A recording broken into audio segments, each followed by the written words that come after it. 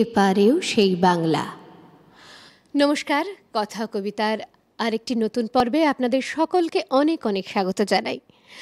যে পংক্তিগুলো দিয়ে আজকে শুরু করলাম অনুষ্ঠান, কোথাও একটা এপার বাংলা ওপার বাংলা দুই বাংলার মানুষের অন্তরেরই বিশ্বাস কথাগুলো, আর সেই বিশ্বাস থেকেই বারবার কথা কবিতায় আমরা এপার বাংলা এবং ওপার বাংলাকে এক করে ফেলেছি। মিশে গেছে কবিতার হাত ধরে দুই বাংলার মানুষ। কেন এই কথাগুলো বলছি হয়তো একটু হলেও আন্দাজ করতে পেরেছেন। হ্যাঁ, আজকে আমাদের এই অনুষ্ঠানে ওপার বাংলারই একজন বিশিষ্ট ব্যক্তিত্ব, যিনি একাধারে কবিতাকে ভালোবেসে লেখেন অর্থাৎ কবি, এবং তার সাথে সাথে তাকে উপস্থাপনা করেন অর্থাৎ আবৃত্তিটাও নিজের মন থেকে করেন, ভালোবেসে করেন। আরও অনেকগুলো পরিচয় আছে তার, সেগুলো আস্তে আস্তে আলোচনার মাধ্যমে উঠে আসবে আপনাদের সামনে। আপাতত পরিচয় করে নিই। আজকে আমাদের মধ্যে রয়েছেন শিমুল পারভিন। অনেক অনেক স্বাগত তোমাকে। আর কেমন লাগছে এখানে এসে সেটা আগে শুনি। কলকাতা আসলে সব সময় খুবই ভালো লাগে, কারণ একদম নিজের মনে হয়। এই যে ভাষার কথা তুমি বলছিলে, বাংলা ভাষায় কথা বলতে পারি অন্য একটি দেশে, যে এটি তো আসলে একটা খুব আনন্দের। আর কলকাতা আমার খুব প্রিয় জায়গা, আমার খুবই ভালো লাগে যখনই আসি। কবিতার দিকটা বললে, মানে তোমার কবিতার দিকটা বলে শুরু করলাম, কিন্তু দর্শক শ্রোতারা তোমাকে অন্যভাবেও পায় একটা কবিতার অনুষ্ঠানে। কবিতাকে নিয়ে তুমি যে কাজটি করো, যে কাজটা আজকে এখানে আমি করি, তুমি সেখানে তোমার অনুষ্ঠানে করো, তো সেখানেও একটা মানুষের সাথে ইন্টারাকশন, কাছাকাছি যাওয়ার বা কবিতাকে নিয়ে কাছাকাছি যাওয়ার একটা সুযোগ থাকে। তো সেই অভিজ্ঞতাটা কীরকম? হ্যাঁ, একটা কবিতার অনুষ্ঠান আমি করি, কবিতার রংমহল। এটা এদেশেও একটা করেছি, আবার বাংলাদেশেও একটা আমি করছি। তো খুব ভাল লাগে, কারণ এটা নিজের একটা জায়গা। আমি নিজে যেহেতু কবিতাকে ভালোবাসি, লিখি এবং আবৃত্তি করি, তো যখন ওই রিলেটেড কোনো অনুষ্ঠান হয়, এখন মনে হয় এটা আমার একদম নিজের অনুষ্ঠান। ব্যাপারটা অনেকটা এরকম, তখন আমি নিজের মতন করে সাজাতে পারি বিষয়টাই। আর কবিতা রংমহল অনুষ্ঠানটাও আমাকে প্রডিউসার এরকম একটা স্বাধীনতাই দিয়েছিলেন যে আপনার মতন করেই বলবেন, যেটা ভাল লাগে, যেভাবে আপনি উপস্থাপন করতে চান। তো এটি আমি মনে করি একটা উপস্থাপকের এরকম একটা স্বাধীনতা থাকা মানে কিন্তু অনুষ্ঠানটা অনেক বেশি স্বাচ্ছন্দ্যময়, প্রাঞ্জল হয়ে ওঠে। এটাই। কবিতাকে নিয়ে তোমার যে দীর্ঘ পথ চলা, সেটা শুরু হয়েছিল কবে? কবে যে প্রথম শুরু হয়েছিল তা তো মনে নেই, তবে ছোটবেলায় লেখালেখি করতাম অনেক ছোট। হ্যাঁ, ওটা অনেক ছোটবেলায়। তবে আবৃত্তি করছি একটু বড় হয়ে, একটু পরিণত বয়সে। এটি মানে ভালো লাগা থেকে, হ্যাঁ, ভালো লাগা থেকে লেখা, এবং হ্যাঁ সেটাই। তো আজকে প্রথমে কি শোনাচ্ছ আমাদের? প্রথমে আমি আমাদের বাংলাদেশের জাতির পিতা বঙ্গবন্ধুকে নিয়ে একটি কবিতা, নিজের লেখা, আমার লাল সবুজে খামে একটি কাব্যগ্রন্থ আছে, সেটির শিরোনামের কবিতাটি আমি একটু শোনাতে চাচ্ছি। বার্তা এলো, বার্তা এলো, লাল সবুজের খামে জন্মেছেন এক মহামানব টুঙ্গিপাড়া গ্রামে।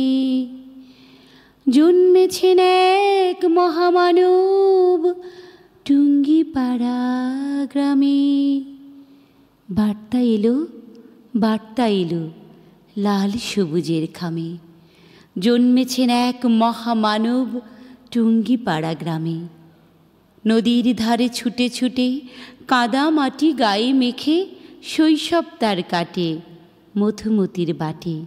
কৈশোরেতে দেশের মাটি সবার চেয়ে প্রিয় খাঁটি। যৌবনেতে তিনি ছিলেন উদ্যমী এক নেতা, প্রতিবাদে মুখর হতেন, অন্যায় দেখতেন যেথা। দেশের শত্রু তার শত্রু, এই ছিল তার ব্রত। দেশকে তিনি বুকে নিলেন নিজের মায়ের মতো। ৭ই মার্চের রেসকোর্সে দিলেন তিনি ভাষণ, বাঙালি জাতির বুকের মধ্যে করে নিলেন আসন। তিনি আমাদের বঙ্গবন্ধু, তিনি জাতির পিতা, ও বাংলার সর্বত্র ছিল যে তার মিতা। গর্জে ওঠে বীর বাঙালি তার আহ্বানে, জয় বাংলার দীক্ষা নিল সবাই মনে প্রাণে। ৯ মাসের যুদ্ধ শেষে স্বাধীন বাংলাদেশ, মানচিত্রে শোভা পেল লাল সবুজের বেশ। তারপরে লেখা হলো অন্য ইতিহাস, ঘাতকরা তুল্য ফনা, জাতির সর্বনাশ। আগস্টের কাল রাতে বিশ্ব হতবাক, ধানমন্ডি 32-এ রক্তের সংলাপ। 75-এর ঘাতক দালাল, তোদের তো নেই ক্ষমা, বাঙালি জাতির বুকের মধ্যে ঘৃণার পাহাড় জমা। বঙ্গবন্ধু নেই তুমি আজ সোনার বাংলায়, তবু তুমি মিশে আছো সমস্ত চেতনায়। কথা দিলাম থাকবে তুমি সকল প্রেরণার মূলে, তোমার বাংলা তোমার রবে, যাবে না তোমায় ভুলে।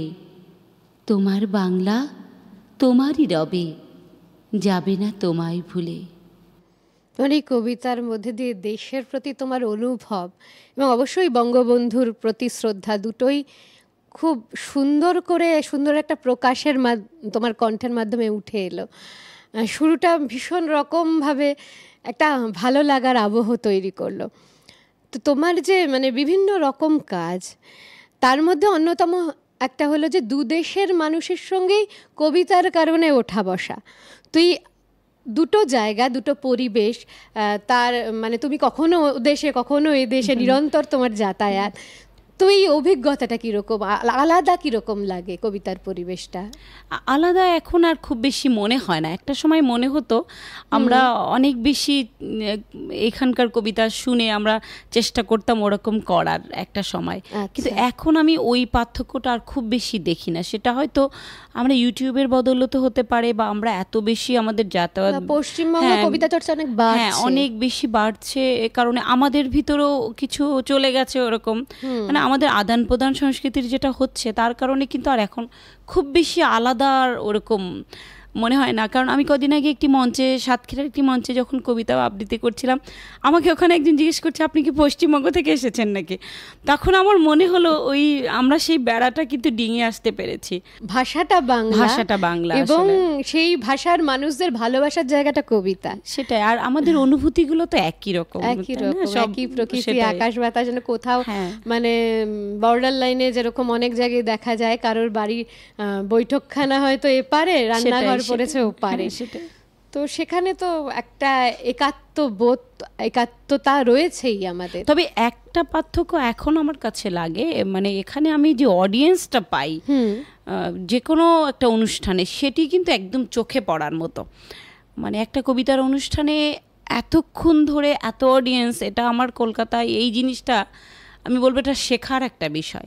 এবং ধৈর্য ধরে 2 ঘন্টা 3 ঘন্টা যখন অনুষ্ঠান দেখে সবাই, এতটুকু তাদের ভিতরে কখনো আমি দেখিনি যে বিরক্তি বা উঠে যাওয়ার মানসিকতা। এটি এখানে আমি একটা বলবো বিশেষত্ব এইখানকার আর কি। আমরা এরকম আলোচনা করব আর কবিতাকে নিয়ে অনেক কথা, এবং তার সাথে কবিতা শুনবো শিমুলদির কাছ থেকে। তবে আপাতত একটা ছোট্ট বিরতি নিয়ে নিচ্ছি ছোট্ট একটা বিরতি। ফিরে আসছি বিরতির পর কথা ও কবিতায়।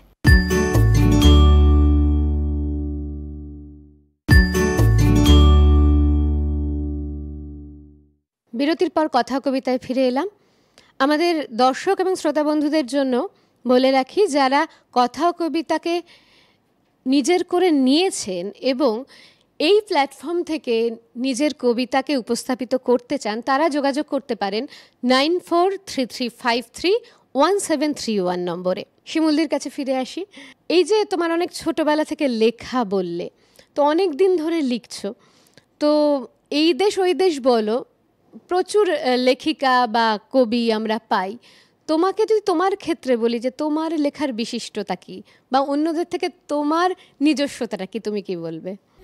আমি যদি কবিতার কথা বলি, যে আমার লেখার বিষয়টা আমি নিজে অনেকবার আবৃত্তি করি একটা লেখা শেষ করার পরে।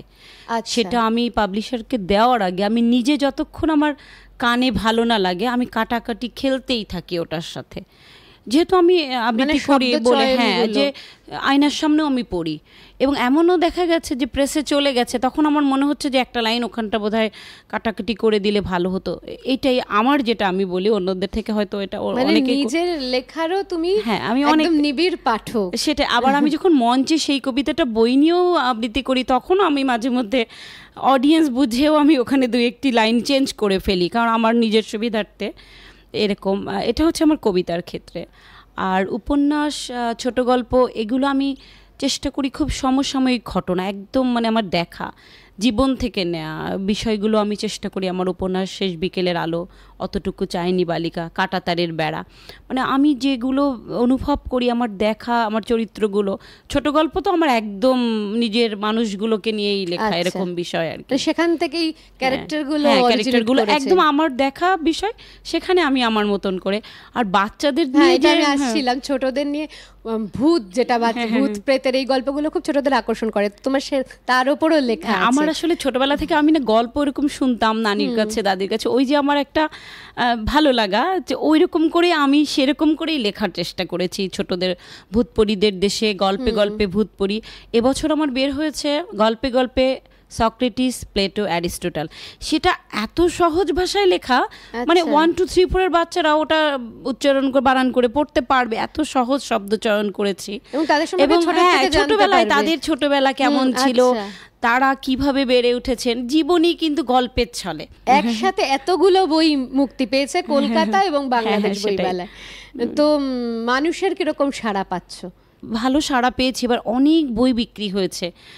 দুটি মেলায় আমার একদম স্টলও ছিল, সাতক্ষীরার বই মেলায় আমার 10 দিন ব্যাপী। পড়ে কেউ তোমার কাছে কোনো ফিডব্যাক দিয়েছেন যে তাদের কিরকম কাঁটাতারের বেড়াটা পড়ে আমাকে খুব, আগরতলার কিছু বন্ধুরা আমাকে খুব করছে যে তুমি আমাদের কথা এইভাবে লিখলে। ওখানে আমার ওই সময় মুক্তিযুদ্ধের কিছু কথাও আছে, ওখানে ভালোবাসার গল্পটাকে আমি মুক্তিযুদ্ধের ওই সময়টাকেও তুলে এনেছি, স্মৃতিচারণ এবং জায়গাটাকেও পরিচয় করিয়ে দেওয়া। মুক্তিযুদ্ধের সাথে যে একটা নিবিড় সম্পর্ক ছিল আগরতলার মানুষের, মেলা ঘরের। তো ওরা খুব, এটাকে আমি ওদের কাছে যখন পাঠালাম বইগুলো, ওরা খুব ভালোভাবে রেসপন্স করেছে। আর প্লেটোর, অ্যারিস্টটলের বইটা তো বললাম। কলকাতায় আমার আবৃত্তি বিষয়ক একটি বই বের হয়েছে, আবৃত্তির ক্লাস, ওটি খুব ভালোই চললো। আমি তো মেলার 7-8 দিন ছিলাম, আমি থাকাকালীনই বই প্রায় মানে স্টল থেকে শেষই হয়ে গেল, পরে আবার আনতে হলো।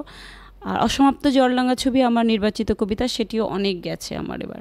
তো এটা তো বেশ একটা স্মরণীয় বছর তোমার কাছে। হ্যাঁ, অবশ্যই। আর এই বছরেই কথা ও কবিতায় তোমাকে আমরা পেলাম। এবার একটা কবিতা শুনি। আচ্ছা, আমি আমার একটা পত্রকাব্যের বই আছে, উৎসারিত আলো, সেটিতে আমি বনলতা সেনের না বলা কথা, আমার পত্রকাব্য, সেটি আমি পড়ছি। প্রিয় জীবনানন্দ বাবু, সিংহল সমুদ্র থেকে মালয় সাগরের সুদীর্ঘ পথে, জন্ম থেকে জন্মান্তরে অনুসূচনায় দগ্ধ হয়ে হাল ভাঙা নাবিকের মতো বিপর্যস্ত তুমি এসেছিলে বনলতার জীবনে। দুদণ্ড শান্তির আশায় আমার এলো চুল তোমার চোখে বিদিশার অন্ধকারের মতন। আমার ধ্রুপদী রূপ বিলুপ্ত শ্রাবস্তি নগরীর অন্ধকারের অবগুণ্ঠনে আবৃত রহস্যময়ীর প্রতিকৃতি যেন।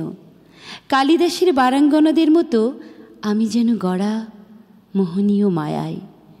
দারুচিনি দ্বীপের ভেতর সবুজ ঘাসের দেশে আমার আশ্রয়ের আশ্বাস আর অনুরাগের ছোঁয়ায় আসক্ত তুমি। বিম্বিসার অশোকের মতো অজাত শত্রুকে দেখেছ তুমি তোমার চলার পথে। অবলুপ্ত বিদর্ভ নগরী তোমাকে মনে করিয়ে দিয়েছে কলির কামনার বন্যী শিখায় দময়ন্তীর সুখের সংসার পুড়ে ছাই হওয়ার দৃশ্য। তবু তুমি বিসর্পেল অন্ধকারাচ্ছন্ন পথে চলেছ এক জন্ম থেকে অন্য জন্মে। এ যাত্রা কবে শেষ হবে তুমি জানো না। ক্লান্ত প্রাণ তোমাকে নিজস্ব পথ থেকে বিচ্যুত করে মোহের দুর্নিবার আকর্ষণ, নিয়ে যায় অন্ধকারের শেষ সীমানায়। আর তখনই আবির্ভাব আমার। মনে মনে ভাবি, বড় অসময়ে এসেছ নাবিক, এসেছ ধ্রুপদী ঘাটে। পাখির নীড়ের মতো চোখ তুলে আমি শুধু জানতে চাই, এতদিন কোথায় ছিলেন? অনুচ্চারিত স্বরে তোমার না বলা কথা বুঝে নেই আমি। অন্ধকারের সব প্রিয়তমাদের মুখ মনে করে দুদণ্ডের শান্তির আশায় তোমার এই আগমন, চিরন্তন নারীত্বের আর্তনাদ, গার্হস্থ্য জীবনে না ফেরার ব্যথা তোমার মনকেও ছুঁয়ে যায়। আমি মনে মনে বলি, হয়তো হবে না নেড়ে ফেরা। জীবনের লেনদেন এমনই বহমান আজীবন, এমনই ফুরাবে সব লেনদেন। তবু অনুশোচনার অন্ধকারেও তোমার সমস্ত হৃদয় জুড়ে মুখে মুখে বসে থাকি আমি, নাটুরির বনলতা সেন। আমার প্রেম হয়ে ওঠে অপ্রতিরোধ্য, যদিও তা প্রাত্যহিকতার নয়। তবু তুমি খুঁজে পাও দুদণ্ডের শান্তির মাঝে জীবনের চরম সত্য, আর অন্ধকারের উৎস হতে উৎসারিত আলো। এই আলোর অবগাহনেই আমাদের বেঁচে থাকা, পথ যাওয়া আজীবন। ইতি তোমারই বনলতা সেন। বনলতা সেনের মর্ম কথা শোনালে তুমি, তোমার ভাষায়, তোমার কল্পনায় এবং তোমার চিন্তায়। তুমি যেহেতু পড়াশোনার কারণে এবং কবিতা বলার কারণেও বিভিন্ন দেশের বিভিন্ন জায়গায় গেছো, তো সেক্ষেত্রে তোমার কি মনে হয়, মানে বর্তমানে মহিলা কবির সংখ্যা কম বা বেশি সেই তুলনাতে যাচ্ছি না, কিন্তু ঠিক জায়গাটা, অবস্থানটা কীরকম? আমি তো মনে করি খুবই ভালো। এখন নারীরা যেভাবে সব দিক দিয়ে তো এগিয়ে এসেছে, এবং লেখালেখি নারীরা অনেক বেশি এগিয়েছে। আমরা একটা সংগঠনের সাথে জড়িত, নারী লেখক সোসাইটি বাংলাদেশের। সেটিতে দেখলেই বোঝা যায় কি পরিমাণ আমরা মানে লেখা নিয়ে আমরা উৎসাহিত। আমরা অনুষ্ঠান করছি, লেখা দিচ্ছি, ম্যাগাজিন বের করছি, হ্যাঁ, এবং প্রত্যেকটা ম্যাগাজিনের সম্পাদক নারী, এবং প্রকাশক, এতগুলো নারী প্রকাশক চলে এসেছে। বাংলাদেশের বইমেলায় যদি আপনি যান তাহলে দেখতে পাবেন যে স্টলে সব নারী প্রকাশকরা। এটা কিন্তু একটা দেখার মতো বিষয়। এবং নারী লেখকরা যেভাবে ভিড় করছে স্টলে বসে তাদের বই বিক্রি হওয়ার জন্য, প্রচারের জন্য। তো এইভাবেই নারী শক্তি এগিয়ে চলুক, আর এগিয়ে চলুক কথা ও কবিতা। সময় এগিয়েছে, তাই সময় হয়ে গিয়েছে একটা বিরতিরও। নিয়ে নিচ্ছি একটা বিরতি, কোথাও যাবেন না, ফিরে আসছি কথা ও কবিতায় বিরতির পর।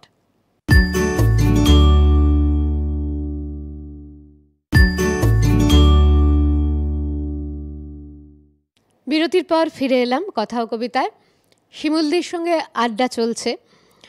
আড্ডার ছলেই উঠে আসছে শিমুলদির লেখার বিভিন্ন দিক, নারীর অবস্থান, এবং আপনাদের জানাই যে কাজের ক্ষেত্রে এই যে দুটো সত্তার কথা আলোচনা হচ্ছে, শিমুলদির কিন্তু এরকম অনেকগুলো সত্তা আছে। উনি একজন আইনজীবী, উনি পড়ান, আইনের যে পরীক্ষাগুলো হয় তার খাতা দেখেন নিয়মিত, এবং কবিতার বিভিন্ন যে ওয়ার্কশপ হয় সেগুলোও উনি নেন। তো এই যে বিভিন্ন সত্তা এবং সমস্ত কাজগুলো সচেতনভাবে করা, তার যে টাইম ম্যানেজমেন্ট এবং মাথায় রাখা, সেটা কি করে সম্ভব করতে পারো তুমি? না, কাজকে যদি ভালোবাসা যায় তাহলে সবই করা সম্ভব। শুধু নিজের দেশে নয়, দেশের বাইরেও। আমি খুব কাজকে আসলে খুব ভালোবাসি। আমি কাজই আমার কাছে দেবতার মতো অনেকটা।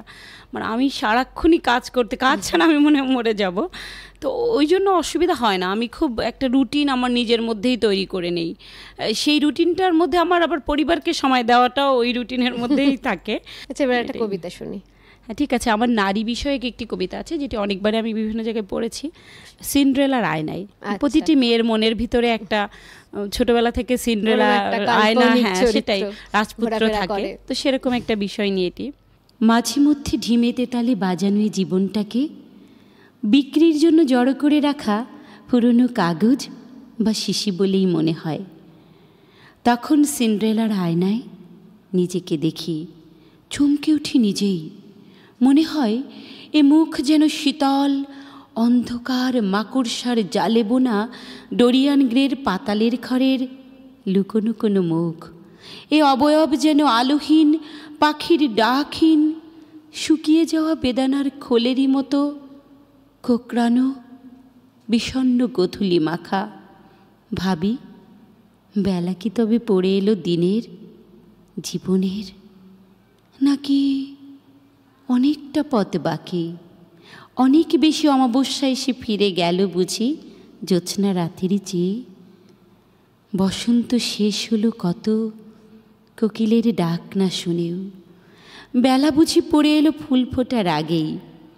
প্রতিফলিত অবয়বের মধ্যে জীবনের অনেক প্রত্যাশা যখন ঝিলিক দিয়ে ওঠে, মনে হয় ভালো লাগাগুলোকে নিভিয়ে দিয়েছি গলে যাওয়া মোমেরই মতো। সৌন্দর্য ছাপিয়ে ভাস্বর হয়ে ওঠে তখন প্রত্যাশা। জাগ্রত হতে থাকে খোলসের মধ্যে লুকিয়ে থাকা সিন্ড্রেলা মন। বিলম্বিত এক তালে তখন জৌনপুরীর সুরে সব আনন্দ নিংড়ে আমি ডেকে আনি সেই ফিরে যাওয়া বসন্তকে আবার। তখন তখন খুব পৌরাণিক পেন্ডোরা হতে মন চায়। অ্যাফ্রোদিতি, তুমি কি দেবে না সৌন্দর্য? হামস, তুমি কি দেবে না বুদ্ধি? অ্যাপোলো, তোমার সঙ্গীত, হেরার উৎসুক মন, এসব নিয়ে আমি দাঁড়াবো সেই রাজপ্রাসাদের সামনে, যেখানে আমি ফেলে এসেছিলাম আমার ভালোবাসার একখানা জুতো, আর অন্যখানা বুকে নিয়ে আমি বহমান আজীবন। আসবে বুঝি তারই খোঁজে রাজপ্রাসাদের কেউ, বলবে ডেকে কানে কানে, রাজার Kumar, be my Valentine, our love is here to stay। এমনই রূপকথার মতো রঙিন আর স্বপ্নময় হবে বুঝিয়ে জীবন। মাঝে মধ্যে ঠিমেতে তালে বাজানোই জীবনটাকে সত্যি বিক্রির জন্য জড়ো করে রাখা পুরনো কাগজ বা শিশি বলেই মনে হয়। এই জড়ো করে রাখা জীবনটা স্বপ্ন দেখে। হ্যাঁ, তা তো আর স্বপ্ন না দেখলে তো মানুষ এগোতেই পারে না। অবশ্যই। এই যে তোমার বিভিন্ন রকম কাজ, তার অনেকগুলো ক্ষেত্র আছে, পরিকল্পনা আছে, ভবিষ্যতে এগুলো নিয়ে কিভাবে এগোতে চাও? না, আসলে লিখে যেতে চাই একদম, মানে ভবিষ্যতে যে কি লিখবো, কখন কি লিখবো এরকম কোনো না। হ্যাঁ, যখন যেটা আমার মনে আসে। লেখকদের কিন্তু অত ভাবনা চিন্তা করে লেখা হয় না। একটা প্ল্যাটফর্ম মাথার মধ্যে কোনো একটা ছোট ঘটনা, এই যে তোমার সাথে আমার আজকে দেখা হয়ে গেল, এটি নিয়েও হয়তো একটা মাথার ভিতরে একটা ঘুরপাক খেতে পারে, কথোপকথন থেকে বেরিয়ে আসতে পারে একটা প্লট। তো লিখে যেতে চাই যেন ভালো কিছু লিখতে পারি, যেটি মানুষের মনে থাকে, মনে গেঁথে যায়, যেটি আমাকে বাঁচিয়ে রাখে, এরকমই একটা চিন্তা আছে মাথায়। কবিতা লেখা, কবিতা বলা আর আইনের যে কাজ, এই তিনটেকে যদি বলা হয় তুমি কোনটাকে প্রথমে রাখবে? অবশ্যই কবিতা লেখা, তারপরে তো আবৃত্তি, আর তারপরে আমার আইনের কাজের ভাবে আমি গুরুত্বটা দেব অবশ্যই, কারণ এটা তো আমার একদম ভালোবাসার জায়গা। অবশ্যই। আর একটা কবিতাতে যাই। আচ্ছা, আমি নিজের কবিতাই পড়ছি শুধু। আমি পূর্ণেন্দু পত্রের একটি কবিতা পড়ি, ছোট, সেই গল্পটা। আচ্ছা, সেই গল্পটা, আমার সেই গল্পটা এখনো শেষ হয়নি। শোনো, আগেই বলেছি পাহাড়টা ভালোবেসেছিল মেঘকে, আর মেঘ কিভাবে শুকনো খটখটে পাহাড়টাকে বানিয়ে তুলেছিল 26 বছরের ছোকরা, সে তো আগেই শুনেছ। সেদিন ছিল পাহাড়টার জন্মদিন। পাহাড় মেঘকে বললে, আজ তুমি লাল শাড়ি পরে আসবে। মেঘ পাহাড়কে বললে, আজ তোমাকে স্নান করিয়ে দেব চন্দন জলে। ভালোবাসলে নারীরা হয়ে যায় নরম নদী, আর পুরুষেরা জ্বলন্ত কাঠ। সেইভাবেই মেঘ ছিল পাহাড়ের আলিঙ্গনের আগুনে, পাহাড় ছিল মেঘের ঢেউ জলে। হঠাৎ হঠাৎ আকাশ জুড়ে বেজে উঠল ঝড়ের জগচম্প। ঝাঁকড়া চুল উড়িয়ে ছিনতাইয়ের ভঙ্গিতে উড়ে এলো এক ঝাঁক হাওয়া। মেঘের আঁচলে টান মেরে বললে, ওর ছুরি, তোর বিয়ে। না, এখনো শেষ হয়নি গল্পটা। বজ্রের সঙ্গে মেঘের বিয়েটা হয়ে গেল ঠিকই, কিন্তু পাহাড়কে কোনো দিন ভুলতে পারলে না।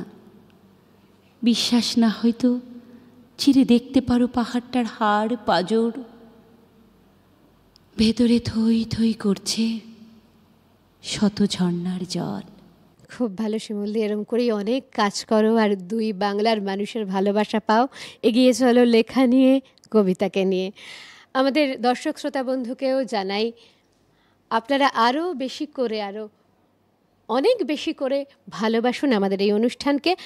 আর আগ্রহী উপস্থাপিকা বা উপস্থাপকরা যোগাযোগ করতে পারেন 9433531731 নম্বরে। আজকের মতো এখানেই বিদায় নিতে হচ্ছে। তোমাকে অনেক অনেক ধন্যবাদ। আমাকে অনেক ধন্যবাদ, আর এই অন এন্টারটেনমেন্ট চ্যানেলকে অসংখ্য ধন্যবাদ। সবাই খুব ভালো থাকবেন আর ভালোবাসবেন কথা ও কবিতাকে। আজকের মতো এখানেই বিদায় নিচ্ছি। নমস্কার।